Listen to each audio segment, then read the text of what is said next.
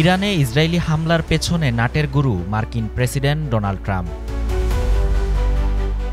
নিজের মুখে একথা স্বীকারও করেছেন তিনি। আর তাতে প্রমাণিত হয়ে গেল ইরানে হামলা নিয়ে এর আগে মিথ্যা বলেছিলেন তিনি।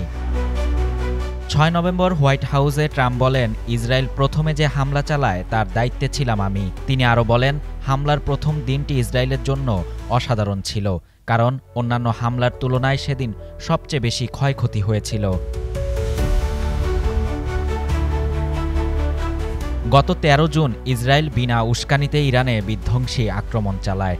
এতে বহু উচ্চপদস্থ সেনা কর্মকর্তা, পরমাণু বিজ্ঞানী ও বেসামরিক নাগরিক নিহত হন। জবাবে ইসরায়েলকে লক্ষ্য করে শত শত ক্ষেপণাস্ত্র হামলা চালায় ইরান। পরবর্তীতে যুক্তরাষ্ট্র ইসরায়েলের সঙ্গে যোগ দিয়ে ইরানের ৩টি প্রধান পারমাণবিক স্থাপনায় বিমান হামলা চালায়। তবে যুদ্ধের প্রথম দিনগুলোয় ওয়াশিংটন বলেছিল একক সিদ্ধান্তে হামলা চালিয়েছে ইসরায়েল। ওই অঞ্চলে মার্কিন সেনা বা কাঠামোর ওপর প্রতিশোধমূলক হামলা না চালাতেও তখন তেহরানকে সতর্ক করেছিল যুক্তরাষ্ট্র। এক্সট্রিম মশার কয়েল প্ল্যান্ট ফাইবার দিয়ে তৈরি, ডেঙ্গু, চিকুনগুনিয়া বাহি সহ যে কোনো মশার বিরুদ্ধে দেয় এক্সট্রিম সুরক্ষা।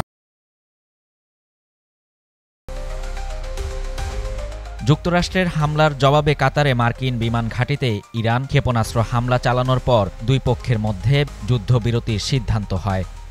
এরপর থেকে নানাভাবে হামলার কৃতিত্ব নেয়ার চেষ্টা চালিয়ে আসছেন ট্রাম্প। তিনি এ দাবিও করেছেন যে মার্কিন হামলায় ইরানের পারমাণবিক কর্মসূচি সম্পূর্ণ ধ্বংস হয়েছে। যদিও এই দাবি প্রত্যাখ্যান করে আসছে ইরান।